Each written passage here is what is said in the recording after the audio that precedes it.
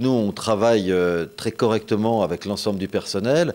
La Chambre régionale des comptes donc, nous fait donc un travail sur ce qu'on appelle la GPEC, c'est un nom un peu technique, c'est notre gestion prévisionnelle des emplois futurs. Enfin, c'est l'adéquation entre notre travail au quotidien et les futurs métiers, et les futurs travaux que l'on a à faire, nos futures missions dans le cadre du département et du Conseil général des Hauts-de-Seine. Il s'avère que donc, la Chambre régionale des comptes est venue pendant de longs mois ici au sein du Conseil général pour travailler avec les services, pour travailler avec les élus, pour travailler avec la direction, pour savoir comment ça se passe. Et voilà, le rapport maintenant est fait, le rapport maintenant est public. C'est un bon, voire un très bon rapport. Il s'avère qu'au Conseil général des Hauts-de-Seine et dans le département des ressources humaines, on fait un bon boulot et tant mieux pour les gens des Hauts-de-Seine. Mais en même temps, on doit préparer l'avenir. Donc on doit préparer nos compétences à venir et surtout monter effectivement en puissance sur un savoir-faire pour que le personnel, à tous les niveaux que ce soit, par la formation, par le travail en commun, par le management, doit être en adéquation avec ses métiers à venir, avec ses missions à venir, et les gens, avec raison, veulent de plus en plus de savoir-faire. C'est toute la difficulté d'être le plus pointu et le plus fin possible, c'est se dire, aujourd'hui, on bosse plutôt pas mal, mais en même temps, il faut que demain, on soit aussi très performant. Et donc, il faut à chaque fois être très précis. Donc, on a des missions extrêmement importantes avec des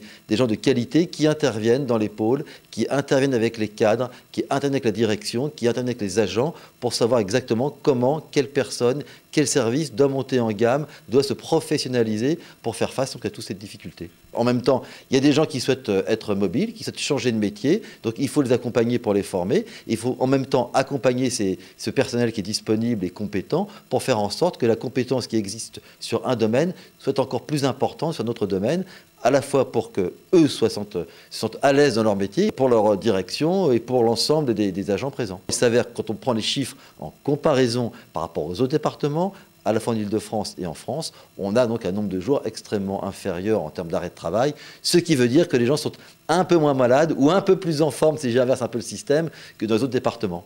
Mais c'est vrai qu'il y a encore du boulot à faire, mais tant mieux d'ailleurs, il y a toujours des zones d'amélioration. C'est à la fois le travail effectué par mes prédécesseurs, à la fois élus et dans la direction des ressources humaines. C'est le travail que j'effectue depuis 4 ans maintenant dans ma mission, ma délégation des ressources humaines.